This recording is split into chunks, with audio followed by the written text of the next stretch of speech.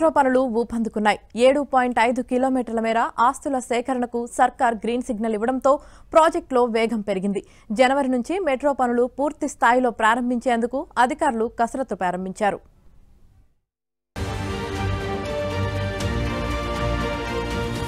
తెలంగాణ ప్రభుత్వం ప్రతిష్టాత్మకంగా భావిస్తున్న పాతబస్తీ మెట్రో రైల్ నిర్మాణంలో కీలక అడుగు పడింది. ఎంజీబీఎస్ నుంచి చాంద్రాయణగుట్ట వరకు నిర్మించే ఈ మెట్రో నిర్మాణానికి మొత్తం 1400 ఆస్తులు అవసరం ఉండగా శనివారం 200 ఆస్తులకు సంబంధించి డిక్లరేషన్ ను హైదరాబాద్ ఎయిర్పోర్ట్ మెట్రో రైల్ అధికారులు విడుదల చేశారు.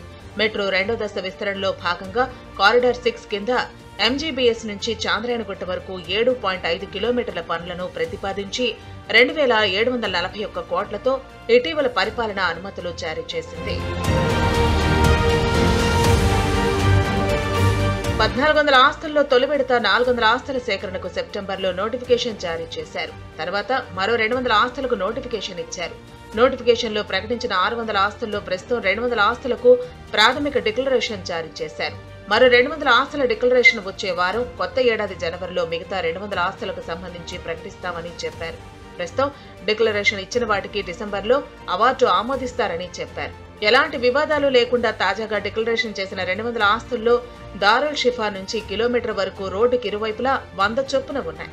ఈ ఆస్తులను 1.07 కోట్లతో కూల్చివేసేందుకు హెచ్ఏఎంఎల్ అధికారులు తాజాగా టెండర్లు పిలిచారు. ప్రాధాన్యత క్రమంలో కూల్చివేతలు చేపట్టనున్నారు.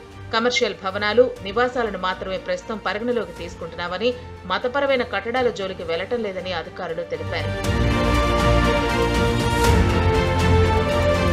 ఆస్తుల సేకరణలో ముందుకు సాగుతున్న హెచ్ఏఎంఎల్ అధికారులు జనవరిలో పనులను ప్రారంభించే అవకాశాలు కనిపిస్తున్నాయి. 5 కారిడార్లకు సంబంధించిన రెండో దశ డిపిఆర్ ఇప్పటికే కేంద్రానికి చేరిన తరుణంలో ఆసక్తి చూపుతున్నారు. కేంద్రం నుంచి ఆమోదం వచ్చిన వెంటనే పనులను ప్రారంభించేందుకు సిద్ధమవుతున్నారు.